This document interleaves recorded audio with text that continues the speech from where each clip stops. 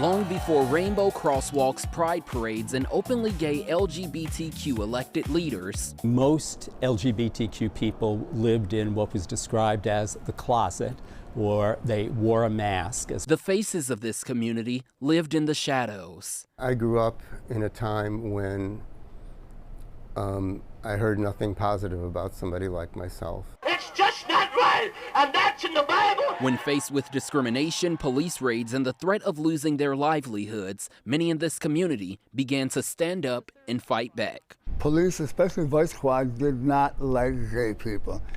If I could tell you, every time I had a cop call me a fag, and that's where it was in those days. LGBTQ historian John D'Amelio says those efforts started in the 50s and 60s with small organizations. They published newsletters, they circulated information within the community. Until the Stonewall Uprising in New York in 1969 helped spark a new era of LGBTQ visibility and activism across the country.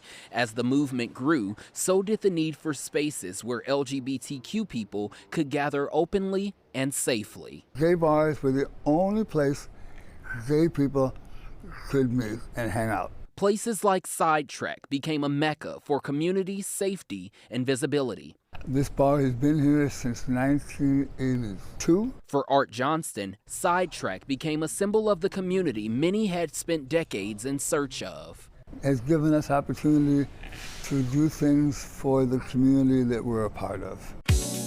Bars, neighborhoods, and community spaces became more than places to socialize. Places where activism, organizing, and support often intersected. As the AIDS crisis devastated the LGBTQ community, it forced many to be more active than ever before. Suddenly, coming out isn't just about sexual freedom, it's about life and death. As more LGBTQ Americans were stepping out of the shadows, others like Victor Salvo were working to ensure their stories would never be forgotten. If you want to marginalize a community, the first thing you do is take away its past. That history is preserved through the Legacy Walk, a public installation in North Halstead honoring the people and the moments that helped shape this community. The number one reaction is always, why weren't we told?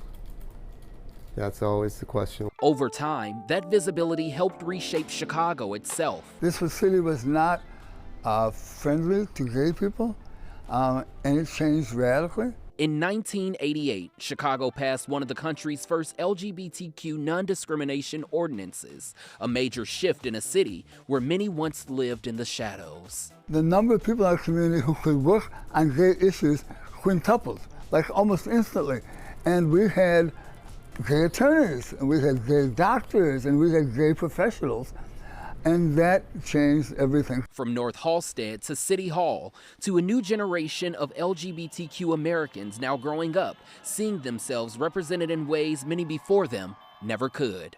People like us have mattered and have always mattered, even though no one ever bothered to tell us. But as America approaches 250 years, many say that story is still evolving. It's a sign of Chicago and where Chicago is, that this major city in the U.S. had a black lesbian mayor who was open about who she was. Unimaginable 30 years ago. They were always part of the American story. Now their story is finally being seen in the light. But even a dreamer like me could never have imagined how far we have come. Now many who helped build this movement say the next generation must continue fighting to be seen, to be heard, and never take for granted how quickly history can repeat itself.